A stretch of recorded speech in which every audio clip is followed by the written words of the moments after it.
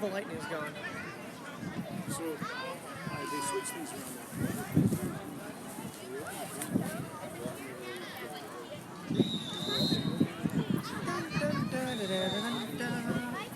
I got confidence in sunshine. I've got confidence in myself. People want to hear my thespionic voice.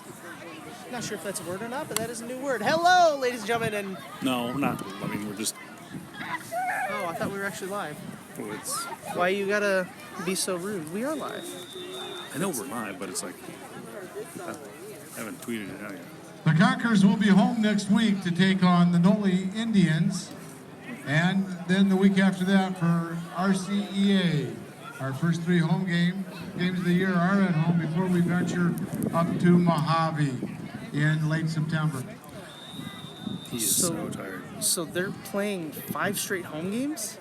Mm-hmm. I saw that with Desert Chapel's the same way. That's gotta be horrible the second half of the season, traveling every game? Oh. This looks crooked again. It's the tripod. I gotta get a new tripod.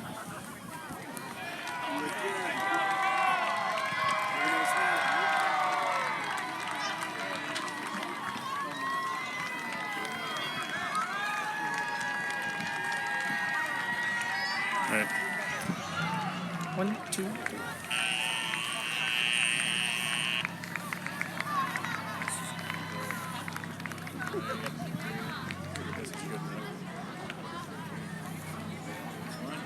All right, that'll wrap it up here at Desert Christian Academy. The final score on the scoreboard, 50-44. Jim, the difference in the second half, Wyatt Snellenberger's confidence just kind of went down in that third quarter. Yeah, that'll happen to you when you're getting almost no protection from your offensive line. I don't know what happened. He was getting very good protection, rolling out really good, throwing on the run the first quarter, or the first half. The second half, the Eagles just came out with a mindset of we are not going to let Wyatt Snellenberger win this game. We also saw coming out of the blocks, we saw 3 consecutive possessions where the Conquerors lost players to injury. We saw one of the players, I think it was their big defensive end.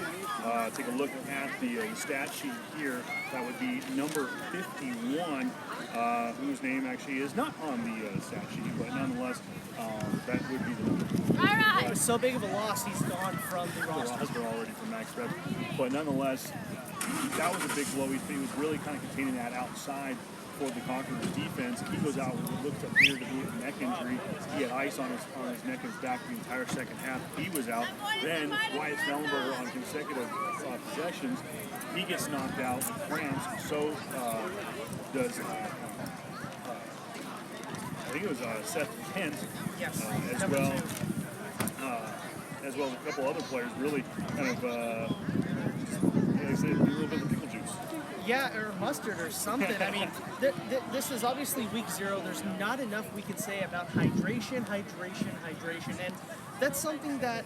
Jacob Hushaw was the other player that was injured. And that's something that from a coach's standpoint, you cannot stress enough is, especially coming into the first game after a long layoff, is don't be drinking the sodas before the games at lunch. Don't be sitting there downing energy drinks.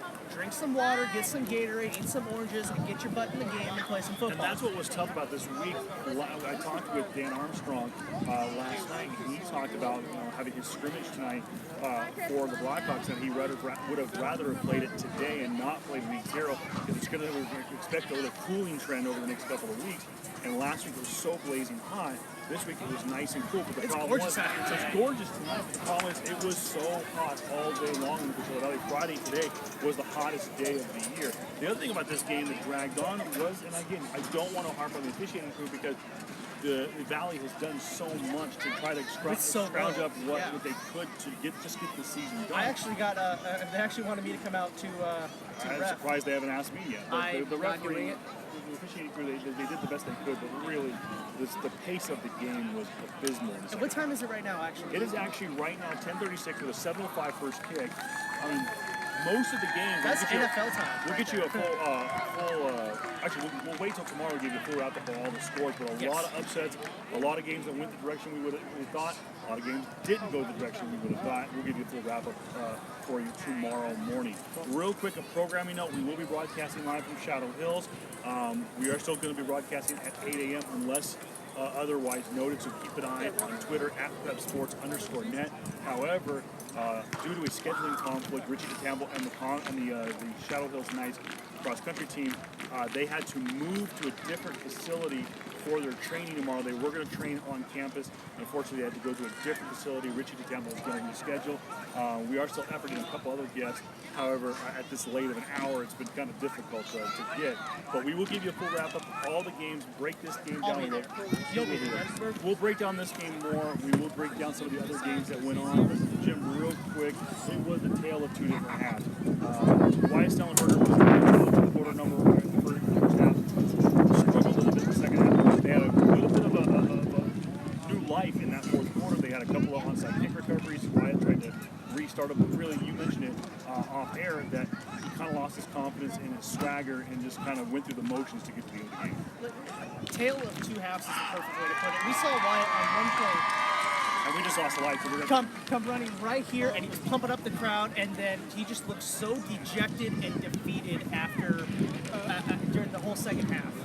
There was not a play where he was not touched. All right, well, they're turning the lights off on us. We got to get out of here. They're saying we're horrible. We got to go. Exactly. Right. Journey mercies to the Lancaster Baptist Eagles. They played a tremendous second half. My upset pick. And of course, their fans really turned it on in the second half as well. Yeah. For Jim Eisenacher and Kevin Pell, the one true voice of high school sports in the Coachella Valley, saying so long from Conqueror Field, home of the, well, as you can tell, the Tommy Dome.